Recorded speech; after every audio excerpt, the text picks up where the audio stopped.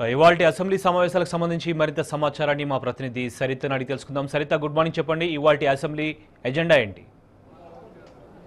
శోభన్, శాసనసభ బడ్జెట్ సమావేశాలు రెండవ రోజు సమావేశాలు ఉదయం 10 గంటలకు ప్రారంభమవుతాయి. ప్రారంభం కాగానే ఈరోజు సంతాప తీర్మానాలు ఉండడం జరిగింది. ఎన్డీ తివారీతో పాటు 16 మంది మాజీ సభ్యులు అయినటువంటి వాళ్ళ సంతాప తీర్మానాలు ఉండడం జరిగింది. సంతాప తీర్మానాల అనంతరం సభకి టీ బ్రేక్ ఇవ్వడం జరుగుతుంది. దాని తర్వాత బడ్జెట్ పైన చర్చ ఉండడం జరుగుతుంది. 3 బిల్లులను ఈరోజు సభలో టేబుల్ చేయనున్నారు, ఇంట్రడ్యూస్ చేయనున్నారు. బడ్జెట్ పైన చర్చ జరిగినటువంటి అనంతరం చివరిలో బిల్లులకు సంబంధించినటువంటి వాటిని ఆమోదించేటువంటి కార్యక్రమం ఉండబోతోంది. అదేవిధంగా డిప్యూటీ స్పీకర్ ఎన్నికకి సంబంధించినటువంటిది కూడా నోటిఫికేషన్ ఇదివరకే రావడం జరిగింది. దానికి సంబంధించినటువంటివి ఈరోజు డిప్యూటీ స్పీకర్ ఎన్నికకి సంబంధించినటువంటి నామినేషన్ ఈరోజు వేసేటువంటి అవకాశం కనిపిస్తుంది. టీఆర్ఎస్ పార్టీ నుంచి డిప్యూటీ స్పీకర్ ఎన్నిక కోసమని టీ బ్రేక్లో డిప్యూటీ స్పీకర్ ఎన్నికకి నామినేషన్ వేసేటువంటి అవకాశాలు మనకి కనిపిస్తున్నాయి. ఉదయం సంతాప తీర్మానం తర్వాత 3 బిల్లులపైన చర్చ ఉంటుంది. దాని తర్వాత ఓటాన్ అకౌంట్ బడ్జెట్ పైన చర్చ ఉండడం జరుగుతుంది. సభలో ఉన్నటువంటి సభ్యులు, ప్రతిపక్షానికి సంబంధించినటువంటి సభ్యులతో పాటు అధికార పక్షానికి సంబంధించినటువంటి సభ్యులు బడ్జెట్ పైన మాట్లాడడం జరుగుతుంది. డిస్కషన్ అదేవిధంగా రిప్లేస్ అన్నీ కూడా ఈరోజే ఉండడం జరుగుతుంది. బడ్జెట్ పైన పూర్తిగా ఈరోజే క్లోజ్ చేసేటువంటి అవకాశం మనకు కనిపిస్తుంది. మనతో పాటు జీవన్ రెడ్డి గారు ఉన్నారు, ఎమ్మెల్యే జీవన్ రెడ్డి గారు. మీరేమో బడ్జెట్ చాలా బాగుంది అనేటువంటిది మీరు చెప్తున్నారు. కాంగ్రెస్ పార్టీకి సంబంధించినటువంటి నేతలు బడ్జెట్లో అంకెలన్నీ కూడా నిరాశాజనకంగా ఉన్నాయి అనేటువంటి విషయాన్ని చెప్తున్నారు. ఇప్పుడు నిన్న బడ్జెట్ ప్రవేశపెట్టి దాదాపుగా 24 గంటలు అవుతుంది. ప్రజలలో ఎక్కడైనా, ఏ గ్రామంలో అయినా, ఏ నియోజకవర్గంలో అయినా ప్రజల నుంచి ఎక్కడైనా విమర్శలు వచ్చినాయి? ఎక్కడ కూడా రాలేదు.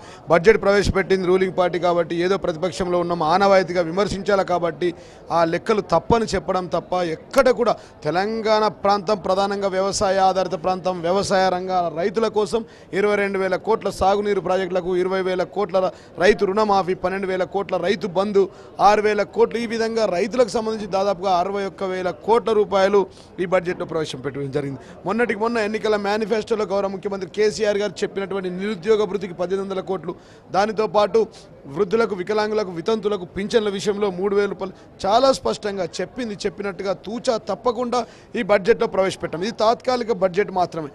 ఏదో చేయాలని వారు అజ్ఞానంతో ఏం మాట్లాడుతారో వారికి అర్థమైతే లేదు. ఒకవైపు ఓడిపోయిన ఫ్రస్ట్రేషన్లో కొంతమంది నాయకులు మాట్లాడుతారు, కొంతమంది టీవీలలో మాట్లాడుతారు. అసలు ఆర్థిక మంత్రికి పెట్టుకోలేరా? ముఖ్యమంత్రి కిందనే అన్ని మంత్రుల శాఖలు పనిచేస్తూ ఉంటాయి. అట్లాంటి తరుణంలో స్వయంగా ఒక ఆర్థికవేత్తగా, పూర్తిగా అవగాహన ఉన్న వ్యక్తిగా గౌరవ ముఖ్యమంత్రి కేసీఆర్ గారు దేశ చరిత్రలో ఏ రాష్ట్రంలో కూడా లేనంత నాలెడ్జ్ ఉన్న వ్యక్తిగా, ఒక ఫాదర్ ఆఫ్ ద కామర్స్గా ఒక ముఖ్యమంత్రి స్వయంగా ఇక్కడ బడ్జెట్ ప్రవేశపెడితే ఇదేదో కొత్తగా అయినట్టు, రాజ్యాంగం విరుద్ధమైనట్టు, రాజ్యాంగంలో లేనట్టుగా, మొన్న కర్ణాటకలో కుమారస్వామి గారు ప్రవేశపెట్టడం జరిగింది. నిన్న నాగాలాండ్లో, మొన్న ఉత్తరాఖండ్లో, అంతకుముందు ఈ ప్రాంతంలో రోషయ్య గారు ముఖ్యమంత్రి గారు ఉన్నప్పుడు 2010లో ఆయన స్వయంగా ముఖ్యమంత్రి ఉండి కూడా ఆర్థిక మంత్రిగా బడ్జెట్ ప్రవేశపెట్టడం జరిగింది. ఇది కొత్త ఏం కాదు, రాజ్యాంగంలో విరుద్ధం కూడా కాదు. అట్లాంటి సందర్భంలో పూర్తి అవగాహన ఉన్న వ్యక్తిగా క్రమశిక్షణతో కూడిన బడ్జెట్ ఉండాలి. ప్రతి ఒక్కరికి సకల జనులకు లబ్ధి చేకూరాలి. ఒకవైపు అభివృద్ధి, మరొక వైపు సంక్షేమం ఉండాలి. రైతులను ఆదుకోవాలి. మొదటి ప్రియారిటీ కింద సాగునీరు ప్రాజెక్టులను కంప్లీట్ చేసుకోవాలి. తాగునీరును కూడా అందియాలి. ఎన్నికల మేనిఫెస్టోలో చెప్పిన నిరుద్యోగ భృతి కూడా ఇవ్వాలని ఎక్కడికక్కడ నిధులు కేటాయించి ఇది కేవలం తాత్కాలిక బడ్జెట్ అని చెప్పిన తర్వాత కూడా వారి లెక్కలలో తప్పున్నాయి అని మాట్లాడడం చాలా దురదృష్టకరం, బాధాకరం. ఈ విషయంతో కాంగ్రెస్ నాయకులు అజ్ఞానులని తెలిసిపోతూ ఉన్నదంటే ఏం చేయాలో అర్థం కాక ఎక్కడికక్కడంటే ఈ బడ్జెట్ చూసిన తర్వాత రేపు రానున్న పార్లమెంట్ ఎన్నికల్లో మళ్ళీ ముఖ్యమంత్రికి పట్టం కడతారు.